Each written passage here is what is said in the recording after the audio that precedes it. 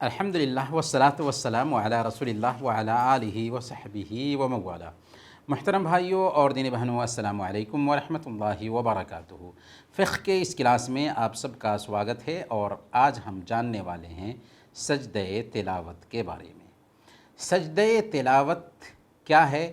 یعنی جب ہم قرآن کریم کی ان آیتوں سے گزرتے ہیں جن میں سجدے کا ذکر ہے تو ہمارے لیے سنت یہ ہے کہ ہم وہاں پر سجدے کریں، اور سجدہ تلاوت کے حوالے سے 15 جگہوں پر ایسی آیتیں آئی ہیں جہاں پر سجدہ تلاوت کرنا چاہیے۔ سب سے پہلے سورہ الاعراف میں اور سب سے اخیر میں سورہ العلق میں۔ اور سجدہ تلاوت کے لیے باوضو ہونا بھی شرط نہیں ہے۔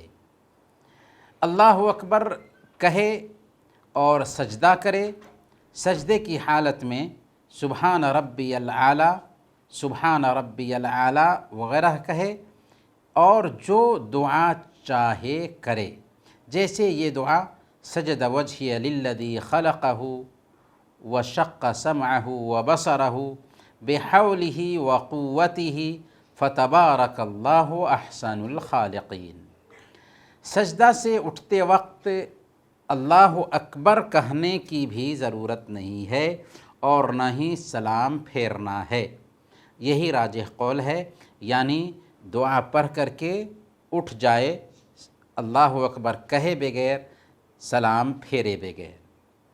اگر کوئی آدمی نماز میں ہو اور سجدہ تلاوت آئے تو امام کو چاہیے کہ اگر وہ جہری نماز ہے تب وہ سجدہ تلاوت کرے، البتہ اگر سری نماز ہے تو وہ سجدہ تلاوت نہ کرے، کیونکہ اگر وہ سجدہ تلاوت کرے گا تو لوگوں کو تشویش لاحق ہوگی۔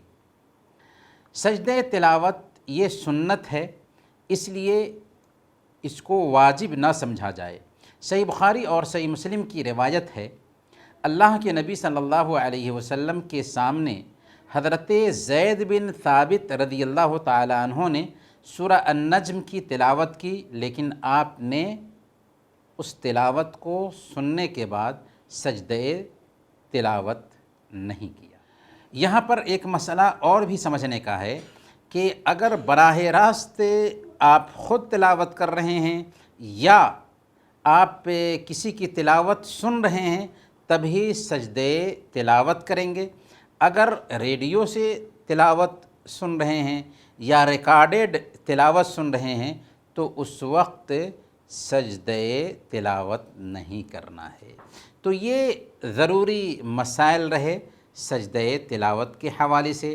اللہ تعالی ہم سب کو دین کی سمجھ عطا فرمائے، آمین۔ وصلی اللہ علی نبینا محمد وعلی آلہ وصحبہ اجمعین۔